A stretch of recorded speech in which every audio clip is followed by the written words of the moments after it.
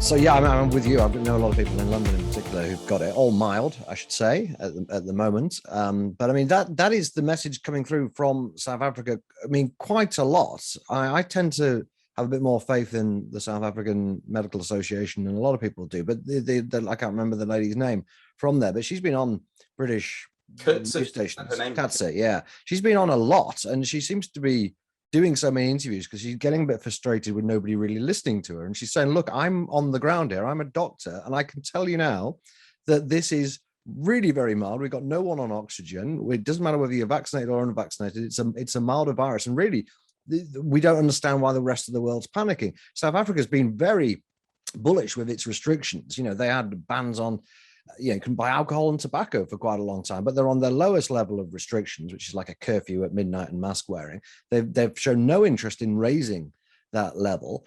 Why are you so kind of skeptical about what the doctors are saying in South Africa? Well, I'm not. It's not that I'm skeptical about that. It's that that quite a significant reduction in severity is priced in to the way that we think and model these things in the UK, because we have such high levels of vaccination and of infection-acquired immunity. So the latest, there was a study that came out overnight, just so we're, as I say, we're speaking on a Tuesday, so over Monday evening, a study came out from South Africa, which showed that which suggested at least that there was about a 29% reduction in hospitalization rates relative to the wild type, the original form that went through South Africa back 18 months or whatever it was ago.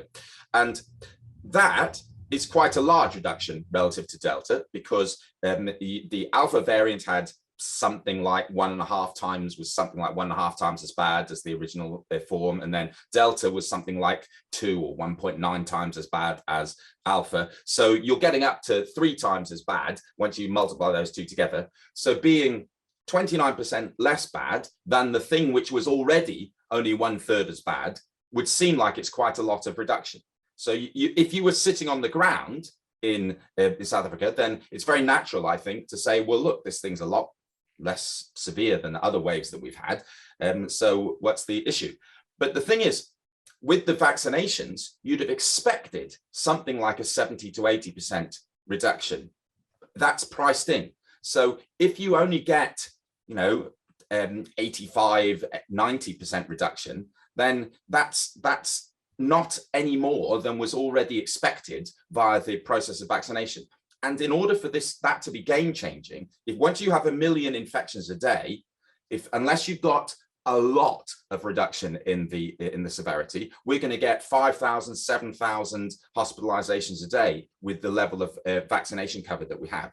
So it's still these are things which should be survivable, and a few little intelligent things. I think that we should be getting probably advising, not making them, but advising the elderly and vulnerable to shield for a few weeks, and then we can all go off and see them for Epiphany and give them their Christmas presents and sing Epiphany carols and dress as wise men or whatever it is that we want to do. Because really, Omicron thing is coming through that fast that on this occasion, I know everyone will be cynical about the 3 weeks to squash the curve, and 89 weeks later you're still saying that. But it really does seem in the data like on this occasion, the Omicron variant is going through so fast. If it's going to give us a problem at all, it's going through so fast that we really are talking about that small a time window.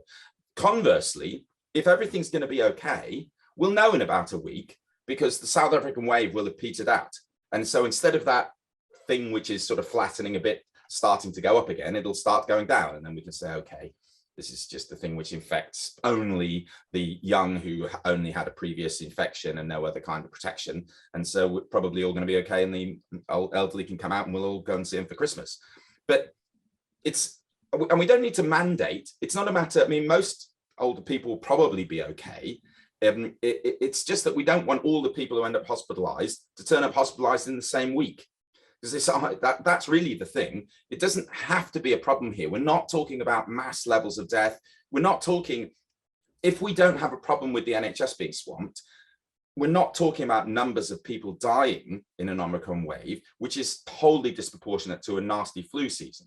We're talking about something of that order of magnitude, maybe a bit worse than a nasty flu season, but not out of the park worse. So it doesn't have to be that big a deal. If we could just smooth things, squash the sombrero a little, then I think things should be okay. Well, if you enjoyed that conversation, why not watch one of these other videos? And while you're here, remember to hit the subscribe button and the notification bell. That way, you'll never miss out on a single IEA broadcast.